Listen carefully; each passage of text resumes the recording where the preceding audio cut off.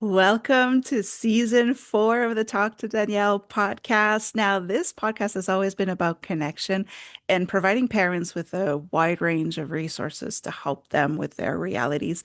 But we're going to switch it up a little bit for this season and we're going to make it about self-leadership. Now, of course, I always say being a parent is a leadership role. And if you can't lead yourself, you can't lead others. That's just a fact. And of course, this means you wouldn't be able to lead your children. And so we're really going to go down into understanding what is beneath your habits, your parenting, and specifically your exhaustion. This means that this episode will be about emotional safety, nervous system regulation, and everything else that stops patterns so that we could build new ones so that our children don't have to heal for us. To open up this season, I am releasing a special two-part premiere because a new year doesn't just bring up goals, it brings up pressure, it brings up reflection, and it specifically brings up a lot of fatigue. So if you find yourself going into the new year already tired, you already feel like you're behind, or you don't even know where to start, this is the place for you. This season isn't about fixing yourself because you're not broken. This is about building a new relationship with yourself where it will actually support change. And this is what we're going to jump right into. And of course, I want to say this is a two-part series. You're currently listening to part two. So if you haven't seen part one yet, I do invite you to go and watch that one first because it really is going to help you understand what I'm going to be going over today. Now, for those who don't know me, my name is Danielle C. Baker. I am the founder and CBO of Being Connected, and I'm also a registered early childhood educator with over 20 years experience in the field. I help parents and educators navigate the realities of what parenting is today. But don't get it twisted. When you work with me, we put the child needs first. So we're going to have to put our ego and pride aside and let's get to it.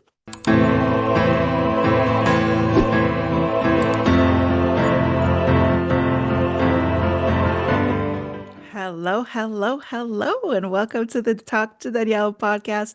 I am your host, Danielle C. Baker. And before we get started, be sure to like, follow, and subscribe to whichever channel you're listening or watching from. And of course, this is season 4, so I do invite you to have a look at the previous 3 seasons. There may be some topics there that you can relate to with your realities today. Now, again, this is the season premiere, part two. So, as I mentioned in the intro, if you haven't seen part one, I do invite you to have a look, save this one, go to the other one so we can you can understand a little bit more where we're coming from with this episode.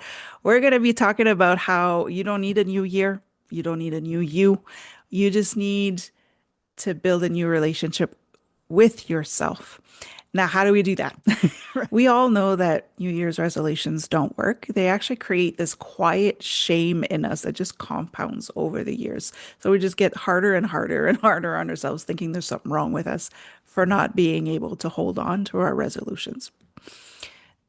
January tends to trigger this identity crisis in us because we always say new year, new me. But what happens when you've kind of forgotten who you are to begin with because life happened. So if you're not too sure who you are right now, how can you figure out that new you? This is very stressful. It does create this identity crisis. It creates this stress, this pressure that you're putting on yourself before the new year even begins. So you're starting off on the wrong foot. You're already starting off setting yourself up for failure, which is not the point of the new year. You don't need to change yourself. You're not broken. You don't need to fix yourself. You just need to understand what it is that you really need, and you need to realign yourself with that. This is what I'm going to walk you through on this one. There is an emotional cost of constantly self-correcting, self-optimizing, comparing yourself to others who seem to be successful, measuring worth by outcomes or performance, right? It's people that have it all together.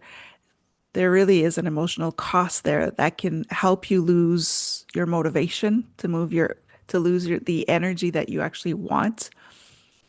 to create this new you for the new year. So, this is why we actually become resistant to goals. We're setting goals that are like, I'm just gonna write down something because I'm supposed to, but you're not actually expecting to achieve those goals. That is not a good place to be. We really do need to change that.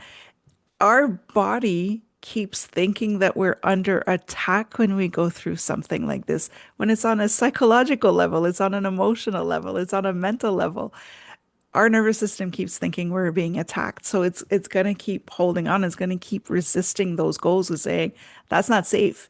We don't want to do this. Even if it is good for you, your subconscious mind likes to go back to what is familiar. What is familiar is safe. Even if it wasn't safe, that's all it knows. So it wants to go back to that.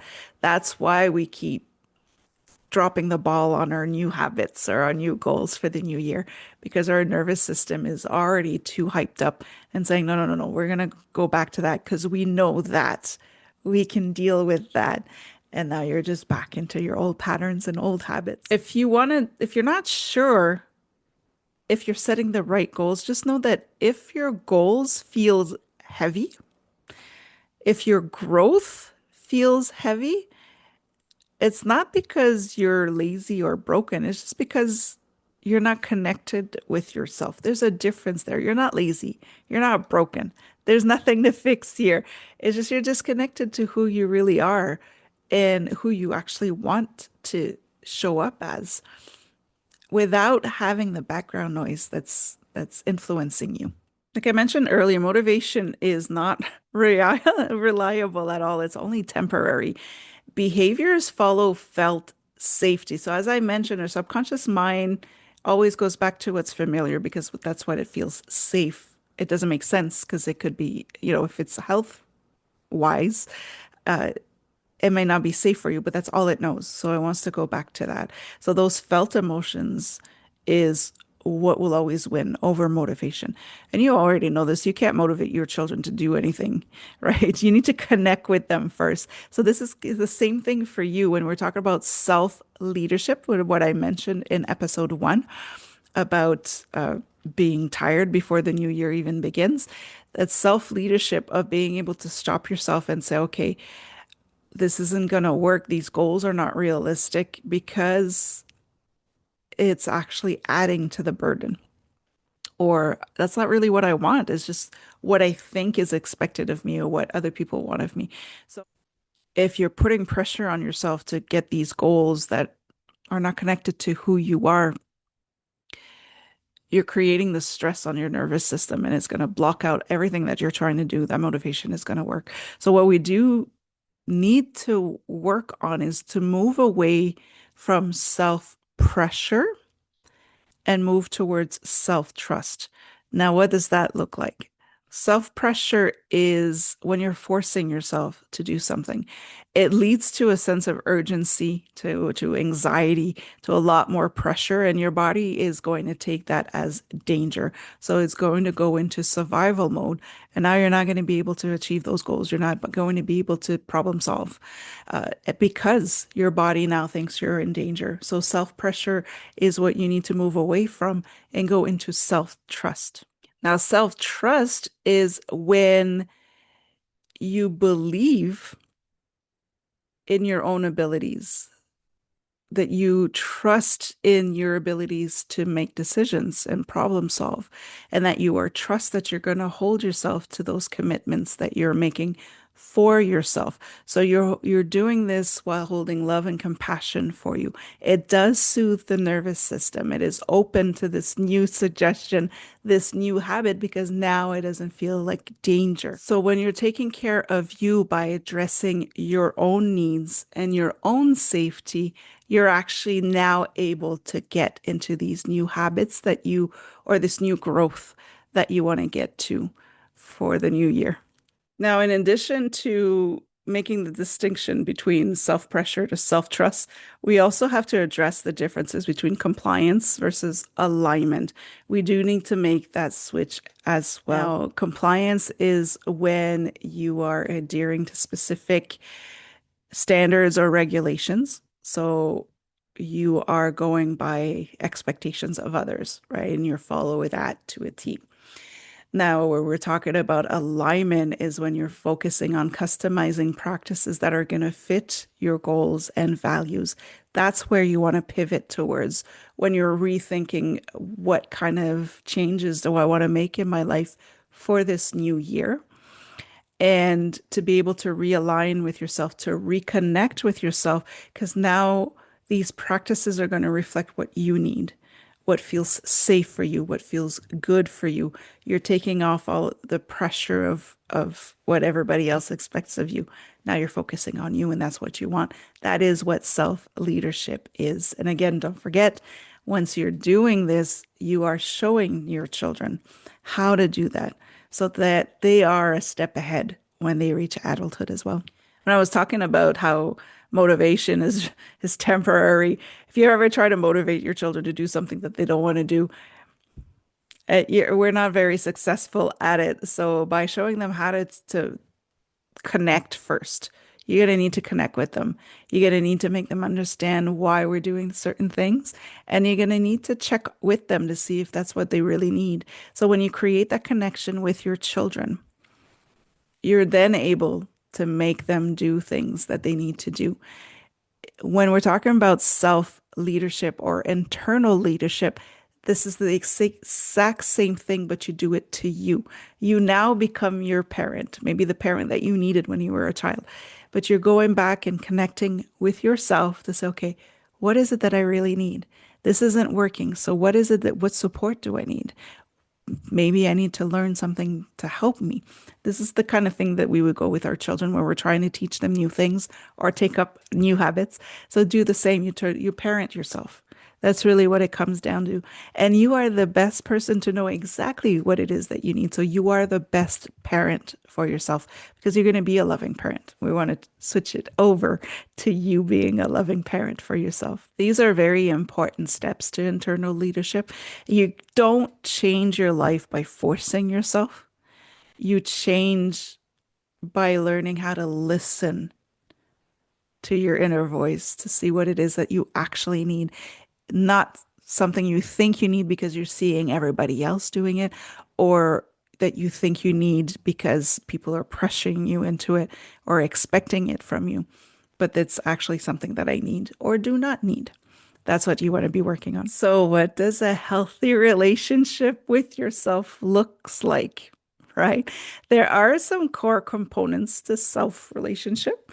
Uh, you want to go curiosity over judgment. So when something is doesn't feel right, when something is going on, instead of saying, "Oh, what's wrong with me?" You know, you just say, "Okay, what is it that's going on right now? What's really happening right now? What is it that I really need right now? What is it that I really don't need right now?" So curiosity is all these questions you're going to ask about yourself. Where am I at right now? How am I feeling in my body? These are the curious questions you want to ask yourself to be able to understand what it is that you actually need, what needs are not being met, and where you can get them. You are grown, you can get them. It also looks like setting boundaries without feeling guilty. Now, those who struggle with that, you know very well what that looks like. That pressure, putting yourself to say no to somebody or to cut somebody off. But it's important. You can't have people love you if you can't love yourself. So set those boundaries, know what those boundaries look like, and hold them up. You don't need to explain yourself. No is a no. And no, I will not accept that because you need that relationship with yourself. You are that loving parent to yourself. You expected your parents to stand up for you and to speak out for you when you couldn't. So this is what those boundaries are. They're the ones who are going to regulate your nervous system to feel safe again and to trust again. And that's why they're very important. They're non-negotiable. So if you spent your entire life not listening to yourself, not listening to your body, how, what does that look like, right? I can give you working with children. helps me a lot in that department because they don't have the words to express what they're feeling. There's a lot of behaviors, a lot of nonverbal reactions there that I'm able to pick up on. So I'll give you some of the basic ones, or easier ones, I should say, that show up in adults when it comes to when you know that there's something wrong. Your body is crying out for help right now, or your body is telling you that this isn't right. We don't want this. Well, one of the first things is procrastination. If you're putting things off all the time, it's not because you're lazy. It's not because you're unmotivated. It's not because you can't focus. It's because your body needs something, your mind needs something, your you needs something. So you need to listen to that. If you keep putting things off, your body's actually trying to tell you something. Another thing is if you're overworking, it's the opposite of procrastination, where you're just loading your calendar up all the time to keep busy just because you're trying to avoid something. There's something that you don't want to look at or deal with. So you're compensating with that. Your body's going to tell you when you're starting to take on too much. It's telling you something. You're going to have to figure out what that means. Another thing, too, is emotional reactivity when you start to be snappy, when you're not as patient. Those are signs as well that there's something there. Most of the time, when you are getting reactive, is because something is going against your values, something is pushing against your boundaries, or there's an injustice. You feel like something's not fair to you. Somebody is um, taking advantage of you. So those would be some reactions that you want to look for. I don't want to overload you with it. Again, don't forget, we don't want to add to your to-do list. These are just signs to start looking into and see how your body reacts to it so you can provide the need that they're looking for. All of this that I'm talking about is the reason why we say that healing is not selfish. It's stabilizing. When you heal yourself, you're able to show up the way you are. You are reconnected. You are leading yourself. And from there, then you're able to lead others. You're able to lead your children, your partners, your coworkers, your family. You're really showing up in your leadership role that is rightfully yours, and you feel confident about it. You feel good about it. You feel lighter about it. You feel rested about it. So you really do need to start looking into who you really are, not who you think you're supposed to be, what everybody else is telling you to be, but who you really are. Your body will tell you every single time who you are. We just have to start listening to it. Another great thing that I started work focusing on, and I just love it, is that I I work about breaking patterns and breaking cycles, right? We always look at that as a negative thing, but patterns aren't problems. And this is the beautiful thing about it. This is where we could just kind of go, all right, we're not constantly under attack. We're not constantly fighting against ourselves. Patterns are not problems. They were strategies that once kept you safe. They become a problem to us when they no longer work. They don't longer keep us safe. And sometimes it's actually the opposite. Now they're harming us. But we're looking at the pattern as the external problem, as the instigator, as it's the pattern's fault, right? Now it's our parents' fault, it's our grandparents' fault. We just add it on, but the pattern isn't the problem. It is not a problem. It was a way, it was a strategy to be able to feel safe in whatever situation we were in when we developed that pattern. So it's very easy to change it when we look at it that way, where we have the power to change it because now we understand that it no longer serves us. And again, this is something that you're going to be showing your children to do so that they can self-regulate and go through a lot less stress than you had to go through. And this is really what it's all about when it comes to parenting.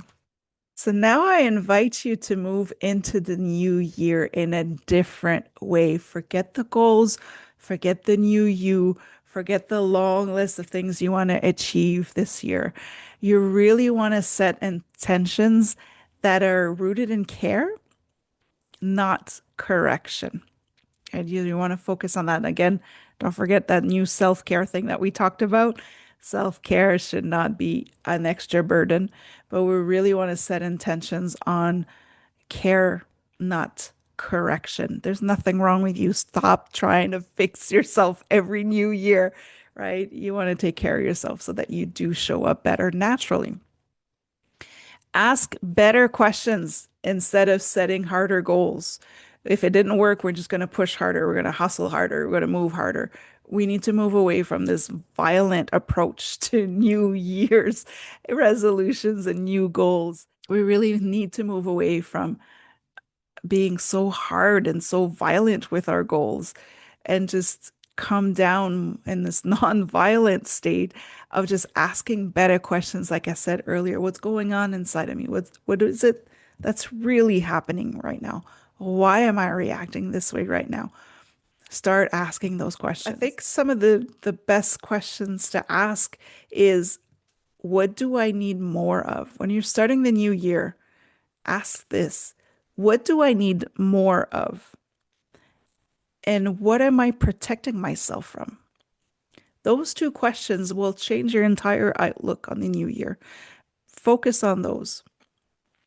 What do I need more of? And what am I protecting myself from? And then you'll know exactly what you need to work on for the new year. And it'll give you that energy that you need to get to where you want to go. So the main message in this episode is really saying that you don't need to become a new person for a new year. What you need is to come back home to yourself, become who you truly are. There's a big difference. And this is why you don't need a new year and a new you. You just need to come back to your true self, which is a beautiful thing when you think about it. I hope this helped you. And when I was talking about asking more questions, I do have a set of questions that I could give you access to if you're really not sure where you want to start. Of course, we don't want to add more to your to-do list. So I do have some questions that can help you set the tone for the new year without setting goals that are unachievable for you at this moment. Doesn't mean that you don't get to it later, but you do need to reconnect with yourself first to make sure that it really is what you want to do. So if you are interested in getting those reflection questions, I will add my email to the description in this episode. So do email me. Just write, I don't know, a thing like I'm tired or New Year, something like that, so I know that it came from this episode. And I will send you those questions that you can work on. And of course, if you need any more information, you can always contact me. Now, this is a double feature, of course, for the season premiere of season 4 of the Talk to Danielle podcast. So again, I did mention at the beginning that if you didn't see part 1, go ahead and see it. So be sure to have a look at it if you haven't yet. And this is what it will be for this season. We're talking about self-leadership. What can we do to help ourselves so that we show up better for the people that we love, including ourselves? I hope this helped. And until next time, stay safe, stay awesome, and we'll talk soon.